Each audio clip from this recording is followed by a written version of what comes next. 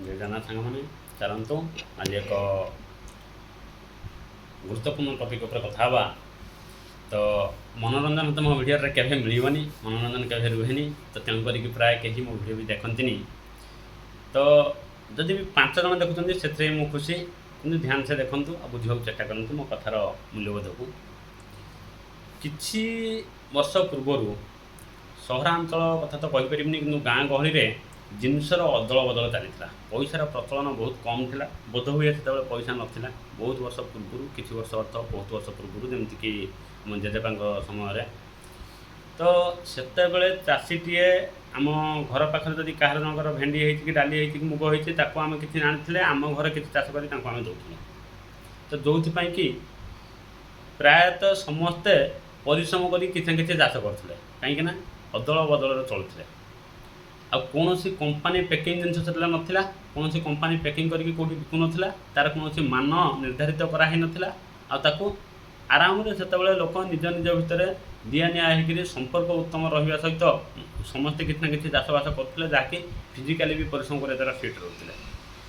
ତ ଆସ୍ତେ ଆସ୍ତେ ଏହି ଦିନ ବିତିଲା, କେଉଁଠିର କାଳ ଚାଲୁଥିଲା, କେଉଁଠି ପଇସାର ପ୍ରଚଳନ ବହୁ ମାତ୍ରାରେ ବଢ଼ିଲା। ତ ପଇସାର ପ୍ରଚଳନ ଆସିଲା ପରେ ବି ଏହି ଅଦଳ ବଦଳ ଗାଉଁଲି ଅଞ୍ଚଳରେ ନିଶ୍ଚିତ ଭାବରେ ଚାଲିଥିଲା। ପଇସା ପ୍ରଚଳନ ଆସ୍ତେ ଆସ୍ତେ ତ ବଢ଼ି ଚାଲିଲା, ଆଉ ଏଇ ଅଦଳ ବଦଳ ଆସ୍ତେ ଆସ୍ତେ କମିଗଲା। ଧୀରେ ଧୀରେ ପ୍ରାୟ 1990 ଦଶକରେ ଇଣ୍ଡଷ୍ଟ୍ରିଆଲାଇଜେସନ୍ ବହୁତ ବୃଦ୍ଧି ହେଲା। ତା'ମାନେ କମ୍ପାନୀମାନଙ୍କର ବହୁତ ବୃଦ୍ଧି ହେଲା, ଆଉ ସବୁ ଜିନିଷର ଏକ ମାନଦଣ୍ଡ ନିର୍ଦ୍ଧାରିତ କରାହେଇ କମ୍ପାନୀମାନଙ୍କ ଦ୍ୱାରା ପ୍ୟାକିଂ କରାହେଇକି ତାହା ପ୍ୟାକେଟ୍ରେ ସବୁକିଛି ଡିଟେଲ୍ସ ଲେଖା ହେଇକିରି ମାର୍କେଟକୁ ବିକ୍ରି ହେବା ପାଇଁ ଆସିଲା। ଏବଂ ଏମିତି ବି ମୁଁ ଗୋଟେ ଜାଗାରେ କେଉଁଠି ଦେଖିଥିଲି ଡକୁମେଣ୍ଟାରୀ, କି କୌଣସି ଜିନିଷ ଖୋଲା ଆପଣ ବିକିପାରିବେ ନାହିଁ। ଚାଷୀରେ ଯଦି ଚାଷ କରୁଛି, ଲଙ୍କାଗୁଣ୍ଡ, ହଳଦୀ ଗୁଣ୍ଡ, ଏମିତି ବି କୌଣସି ଜିନିଷ ଖୋଲା ବିକୁଥିଲା ବେଳେ ଯଦି ତା'ପରେ କୌଣସି ପ୍ରକାରର କମ୍ପ୍ଲେନ୍ କରିଦିଆଯାଏ, ତାହେଲେ ତା'ପରେ କେସ୍ ହେଇଯିବ। କାହିଁକିନା ଆପଣ ବିକୁଥିବା ଜିନିଷର ମାନଦଣ୍ଡ ନିର୍ଦ୍ଧାରିତ ହେଇଛି କି ହେଇନାହିଁ, ଆପଣ ଗାଇଡ଼ଲାଇନ୍ ଫଲୋ କରିନାହାନ୍ତି, ଏମିତି ସବୁ କୁହାହେଇଥାଏ। ତ କମ୍ପାନୀ ପ୍ୟାକିଂ କରିକି ଦେଲେ ତା ଦେହର ଗାଇଡ଼ଲାଇନ୍ ଫଲୋ କରିକି ମାନଦଣ୍ଡ ହିସାବରେ ଜିନିଷ ଦେଇଥାଏ ବୋଲିକିରି, ତା'ମାନେ ଇନଡାଇରେକ୍ଟଲି ସରକାରଙ୍କ ଦ୍ୱାରା ଏଇ ଯେଉଁ ନୀତି ପ୍ରଚଳନ ହେଲା, ଏଥିରେ କେଉଁଠି ନା କେଉଁଠି ପ୍ୟାକିଂ ଜିନିଷ ଭଲ, ଠିକ୍, ମଣିଷ ପାଇଁ ଉପଯୋଗୀ, ଖୋଲା ଜିନିଷ ଯାହାକି ମଣିଷମାନଙ୍କୁ ଇନଫେକ୍ଟ ହେବ, ତା ଦେହର ବହୁତ ପ୍ରକାରର ଅଳିଆ ଆବର୍ଜନା ଏଇଟା ସେଇଟା ପ୍ରଦୂଷିତ ହେଇଯାଉଛି, ଏମିତି କହିକିରି ଏଇ ଯେଉଁ ନିୟମକୁ ଆସ୍ତେ ଆସ୍ତେ ପ୍ରଚଳନ ବୃଦ୍ଧି କରାଗଲା।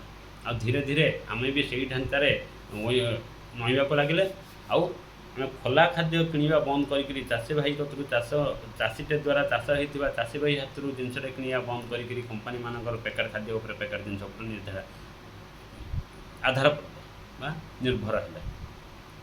ତ ଏବେ ଆପଣ ଚିନ୍ତା କରନ୍ତୁ, ଯେଉଁ ସରକାର ମାନଦଣ୍ଡ ଖାଦ୍ୟମାନଙ୍କର ନିରୂପଣ କରିଛି ବା ଖାଦ୍ୟ ଉପଯୋଗୀ ବସ୍ତୁ ଯେଉଁ ସବୁ ମାର୍କେଟରେ ବିକ୍ରି ହେଉଛି କମ୍ପାନୀମାନଙ୍କ ଦ୍ୱାରା ପ୍ୟାକିଂ ହେଇକି ତାଙ୍କୁ କେମିତିକା ମାନଦଣ୍ଡ ନିରୂପଣ କରିକି ଦିଆଯାଇଛି, କୌଣସି ଜିନିଷ ଆପଣ ଶୁଦ୍ଧ ପାଇବେ ନାହିଁ।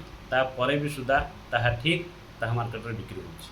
ଆଜି ଚାଷୀଟେ ଯଦି ଚାଷ କରିକି ଖୋଲା ଜିନିଷ ବିକିତେ ଯାଉଛି, ତାକୁ ଖରାପ ଲାଗୁଛି ଖୋଲା ଜିନିଷ ବିକିବା ପାଇଁ, କାହିଁକିନା କେହି ତା ଟିକେ ଆସୁନାହାନ୍ତି କିଣିବା ପାଇଁ, କେହି ତାକୁ ପଚାରୁନାହାନ୍ତି।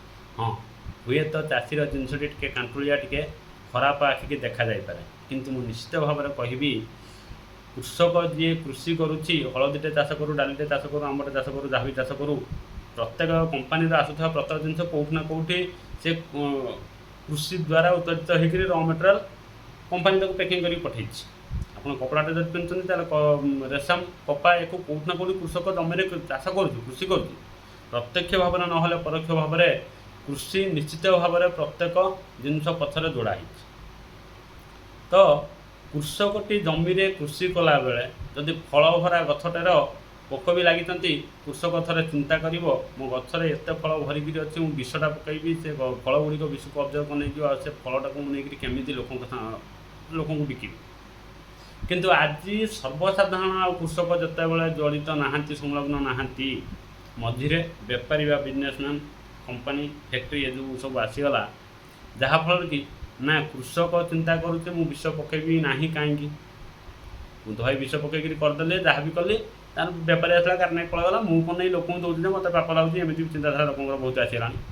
ଆଉ ଜଳବାୟୁ ଆସ୍ତେ ଆସ୍ତେ ଆମେ ଏତେ ପ୍ରଦୂଷିତ କଲାଣି, ବହୁତ ପରିମାଣରେ ପୋକ ଲାଗୁଛନ୍ତି, ମାନେ ଚାଷ କରିବାକୁ କଷ୍ଟକର ହେଲାଣି, ବିଷ ନଦେଲେ ହେଇପାରିବ ନାହିଁ। କିନ୍ତୁ ଏଇ ଯେଉଁ ଜଳବାୟୁ ପ୍ରଦୂଷିତ ଠାରୁ ଆରମ୍ଭ କରିକିରି ଏଇ ଯେଉଁ ଭଳି ବ୍ୟବସ୍ଥା ବର୍ତ୍ତମାନର ଯେଉଁ ସର୍ଭାଇଭ୍ ବ୍ୟବସ୍ଥା ବା ହେଉଛି ସାମାଜିକ ବ୍ୟବସ୍ଥାକୁ ପରିବର୍ତ୍ତନ କରିବା ବାଲା ବି ଆମେ ତ ନା ଆଜି କୃଷକ ଆଉ ସେତେଟା ଚିନ୍ତା କରୁଛି ମୁଁ ଏଇ ବିଷଟା ପକେଇବି କି ପକେଇବି ନାହିଁ, ବିଷ ପକେଇବି ନା ପକେଇବି ନାହିଁ, ଜୈବିକ ସାରରେ କରିବି, ଜୈବିକ ଖତରେ ଚାଷଟା କରିବି, ଏସବୁ କଥା ଆଉ କୃଷକ ବି ଚିନ୍ତା କରୁନି। ବିଜନେସମ୍ୟାନ୍ ତ ଆଦୌ ଚିନ୍ତା କରନ୍ତି ନାହିଁ। ବାକି ଯେଉଁ କମ୍ପାନୀ ହେଇଗଲା ସେମାନେ କେବଳ ପ୍ରଫିଟ୍, ପଇସା ବ୍ୟତୀତ ସେ ଆଉ କିଛି ବି ଚିହ୍ନନ୍ତି ନାହିଁ। ମାନଦଣ୍ଡ କେମିତି ସେମାନେ ପାସ୍ କରନ୍ତି ଏକଥା କାହାକୁ ଅଛପା ନାହିଁ। ମାନଦଣ୍ଡ ଯଦିଓ ପ୍ରତ୍ୟେକ ଜିନିଷ ପାଇଁ ନିର୍ଦ୍ଧାରିତ କରାଯାଇଅଛି, କିନ୍ତୁ ପ୍ରକୃତ ନିର୍ଦ୍ଧାରିତ ମାନଦଣ୍ଡର ଜିନିଷ ପ୍ୟାକେଟ୍ ଭିତରେ ନଥାଏ।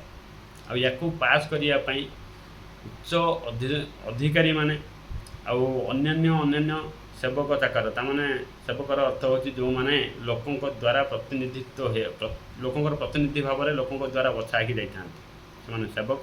ଆଉ ଯେଉଁମାନେ ସର୍ଭିସ୍ କରୁଛନ୍ତି ସେମାନେ ହେଉଛନ୍ତି ସର୍ବସାଧାରଣଙ୍କର ଚାକର। ଏ ହେଉଛି ପ୍ରକୃତ ବାସ୍ତବତା, ସତ କଥା। ହୁଏତ କାହାକୁ ଖରାପ ଲାଗିପାରେ, କିନ୍ତୁ ଗଭର୍ଣ୍ଣମେଣ୍ଟ ସର୍ଭିସ୍ ହୋଲ୍ଡର ହେଉଛନ୍ତି ଚାକର ଆଉ ରାଜନୈତିକମାନେ ହେଉଛନ୍ତି ସେବକ। ଏଇମାନେ ଆଜି ଏମିତି ଭାବରେ ନଷ୍ଟ କରିଛନ୍ତି ତ କାହାକୁ ଅଛପା ନାହିଁ। ମୁହଁ ଖୋଲି କହିବାଟା ବି ଠିକ୍ ହେବନି, ବୁଝି ଯାଉଥାନ୍ତୁ, ବୁଝି ଯାଇଥିବେ ମୁଁ ବି ଆଶା କରୁଛି। ଏମିତି ଭାବରେ ମୋଟା ଅଙ୍କର ପକଟ ଏଙ୍କର ପୁରା ଯାଉଛି, ସବୁ ମାନଦଣ୍ଡ ଭୁଲ ଥିଲେ ବି ଠିକ୍ ହେଇକିରି ପ୍ୟାକେଟ୍ ଭିତରେ ବିଷ ଆସିକିରି ମାର୍କେଟରେ ବିକ୍ରି ହେଉଛି।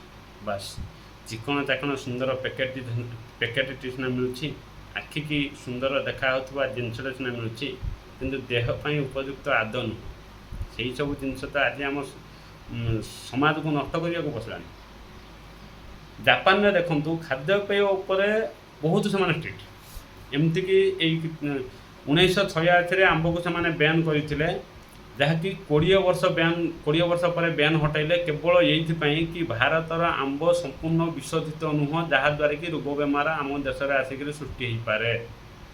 ତାପରେ ପେପର ହିଟ୍ ଟ୍ରିଟମେଣ୍ଟ ଦ୍ୱାରା 2005ରେ ପୁଣି ପେପର ହିଟ୍ ଟ୍ରିଟମେଣ୍ଟ ଦ୍ୱାରା ତାଙ୍କୁ ବିଶ୍ୱାସ ଦିଆଗଲା କି ଆମେ ଦେଉଥିବା ଆମ୍ବ ସମ୍ପୂର୍ଣ୍ଣ ତାକୁ ପ୍ୟୁରିଫାଏ କରିକିରି ବା ତାକୁ ବିଶୋଧିତ କରିକି ଦେଉଛୁ, ଆପଣ ନେଇପାରନ୍ତି। ତ ସେମାନେ ଅଡ଼ିଟ୍ କଲେ। ତାମାନେ ଦେଖନ୍ତୁ ଆମ୍ବଟେ କିଣିବା ପାଇଁ ସେମାନେ ଜାପାନରୁ ଆସିକି ଇଣ୍ଡିଆରେ ଅଡ଼ିଟ୍ କରିକିରି ପେପର ହିଟ୍ ପ୍ଲାଣ୍ଟ ଯେଉଁ ଆମ୍ବକୁ ତାମାନେ ରାସାୟନିକ ପ୍ରତିକ୍ରିୟା ନୁହଁ, କୌଣସି ରାସାୟନିକ ଦ୍ୱାରା ନୁହଁ, ଜୈବିକ ହିସାବରେ ଗୋଟେ ଆମ୍ବକୁ ବିଶୋଧିତ କରିବା, ଏ ଯେଉଁ ପ୍ରୋସେସ୍ ପାଇଁ ଯେଉଁ ପ୍ଲାଣ୍ଟ ଲଗା ହେଇଛି, ସେ ପ୍ଲାଣ୍ଟ ସେମାନେ ଜାପାନରୁ ଆସିକରି ଅଡ଼ିଟ୍ କରିକିରି ସବୁ ଚେକ୍ କରିକିରି ତାପରେ ଆମ୍ବକୁ ସେମାନେ ପରମିସନ୍ ଦେଇଥିଲେ କି ଭାରତର ଆମ୍ବ ଜାପାନରେ ବିକ୍ରି ହେଇପାରିବ। ଆଉ ବହୁତ ଉଚ୍ଚା ମୂଲ୍ୟ ଦେଇକି ସେମାନେ କିଣନ୍ତି ମଧ୍ୟ। କିନ୍ତୁ ଏଇ କିଛି ଦିନ ତଳେ ଆପଣମାନେ ବି ଶୁଣିଥିବେ, ନ୍ୟୁଜ୍ରେ ଦେଖିଥିବେ, ଯାହାକି ସେମାନେ ପୁଣି ଆସିକି ଅଡ଼ିଟ୍ କଲେ, ତାଙ୍କୁ ମିଳିଲା ପ୍ରପର୍ଲି ବିଶୋଧିତ କରାଯାଉନାହିଁ। ତ ସେମାନଙ୍କର ପଏଣ୍ଟ କ'ଣ ଥିଲା? ଫୁଡ୍ ଫ୍ଲାଏ, ତାମାନେ କୌଣସି ବି ଖାଦ୍ୟ ପଦାର୍ଥ ଦ୍ୱାରା ରୋଗ ବେମାର ବା ବ୍ୟାକ୍ଟେରିଆ ଖାଲି ଆଖିକି ନ ଦେଖାଯାଉଥିବା ଜିନିଷ ଖାଦ୍ୟ ପଦାର୍ଥରେ ମିଶିକରି ଯାଇକରି ତାଙ୍କ ଦେଶର ବାୟୁକୁ ବା ହେଉଛି ଜଳବାୟୁକୁ ନଷ୍ଟ ନ କରୁ କିମ୍ବା ତାଙ୍କ ଲୋକଙ୍କୁ କ୍ଷତିଗ୍ରସ୍ତ ନ କର। ଏଇ ଜିନିଷ ଉପରେ ସେମାନେ ଲାଞ୍ଚ ରିଶ୍ବତ ନୁହଁ, ପୁରା ଜିରୋ ପଲିସି। ତାମାନେ ୟାକୁ ସେମାନେ ସ୍ପଷ୍ଟ ଭାବରେ ଅନୁକରଣ କରନ୍ତି। ତାଙ୍କର ରୁଲ୍ ସେତିକି ଗାଇଡ଼ଲାଇନ୍ ସେତିକି ଷ୍ଟ୍ରଙ୍ଗ, ଆଉ ସେମାନେ ସମସ୍ତେ ସେତିକି ସ୍ପଷ୍ଟ ଭାବରେ ଅନୁକରଣ କରନ୍ତି। ଯଦି ସେଇ ଜାଗାରେ ଭାରତୀୟ କେହି ଅଡ଼ିଟର୍ ହେଇଥାନ୍ତେ ତାହେଲେ ଆପଣମାନେ ଭଲ ଭାବରେ ଜାଣିଛନ୍ତି କ'ଣ କରିଥାନ୍ତେ। ତ ମୁଁ କହିବାକୁ ଚାହୁଁଛି, ତାମାନେ ମୁଁ ଏଇ କଥା ବୁଝାଇବାକୁ ଚାହୁଁଛି, ଜାପାନର ବି ପ୍ୟାକେଟ୍ ଜିନିଷ ବିକ୍ରି ହେଉଛି, କିନ୍ତୁ ସେଠିକାର ଅସତ ତାମାନେ ଏଭରେଜ୍ ଏଜ୍ ଲୋକମାନଙ୍କର ପ୍ରାୟତଃ 95, ଆଉ ଭାରତର ଏଭରେଜ୍ ଏଜ୍ 70। କେଉଁଠି ନା କେଉଁଠି ଏ ଖାଦ୍ୟପେୟ ଜଳବାୟୁ ପାଇଁ ହିଁ ଆମେ 20 ବର୍ଷ ଆଜି ଆୟୁଷ କମେଇ ଦେଇଛନ୍ତି। ତ ତେଣୁ କରିକିରି ସବୁବେଳେ ଚେଷ୍ଟା କରନ୍ତୁ ଚାଷୀ ପାଖରୁ ଚାଷ ଜିନିଷଟିକୁ କିଣିବା ପାଇଁ।